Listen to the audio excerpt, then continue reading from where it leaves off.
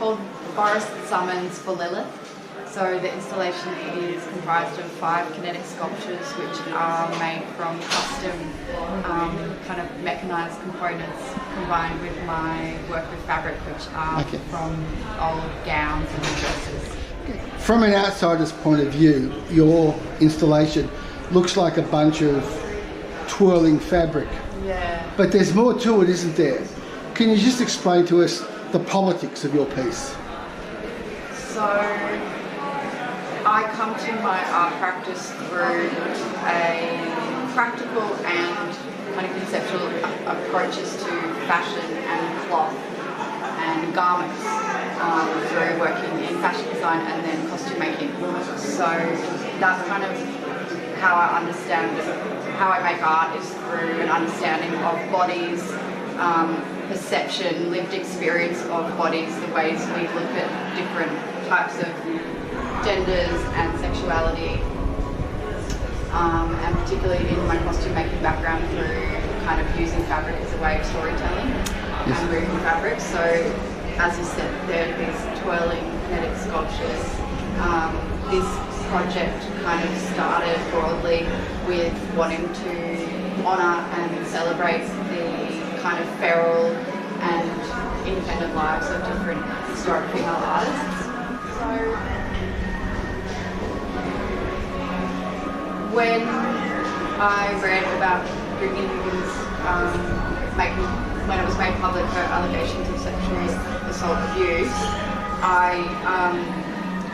it brought up all these different experiences that I had, and particularly in conversation with other people, there was a feeling of like you just felt less safe, and it was kind of more publicly, it was more obvious, it was more overt. This kind of idea that you always have a little bit about misogyny was made much more evident in and seeing that at the highest levels of governance, particularly at Parliament House. It just felt like a real, it made me furious, and because I understand the world through cloth, then I sort of started picking up on these other things which were different newspaper articles about, there was one that the woman's clothes were blamed for her sexual assault in the workplace, and it was suggested that she wear different clothes, and it was like, why is the clothing getting more agency than flesh and blood human? And you know, the flip side of that is that I do think clothes are really potent and magical and powerful. So I was kind of looking at that too, but these works were a way for me to kind of make, they were made from old garments, old clothing, so it was a way for the clothes to fight back. And then what I've done for this particular iteration, this installation, is take one of those stories of one of those kind of archetypal women, which is Lilith, who was Adam's first wife in Garden of Eden biblical stories, and then make this world for her that kind of honours different ways of breaking through. And that's kind of how it, So Hannah, how do you make a living? I was commissioned to make this work, so I have been living off the production budget because I produce most of it. I've also outsourced various components and obviously paid people for that work. But how do you make a living day to day?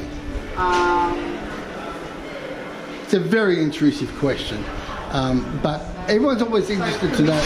Yeah. It's commissions, it's artist fees, for like when you hire out a work that's already existing, that'll be a certain amount.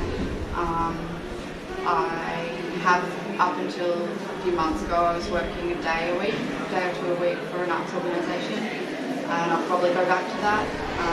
Occasionally I'll sell a work, but I don't really make sellable work. It's more institutional. That's fine. Yeah, that's fine. I don't know. I'm not. That's okay. I live off the smell of an oily rag. I get grants. So it's not a stable income. It's here and there. Yeah, and Commission you work. take it through. Yeah. Because people often wonder, how do artists live? Some of them produce. It's just changing. Like it's starting to change with this work. How so? More Well, people to get a knowing. production budget. Okay. Yeah, and to get a commission. Yeah.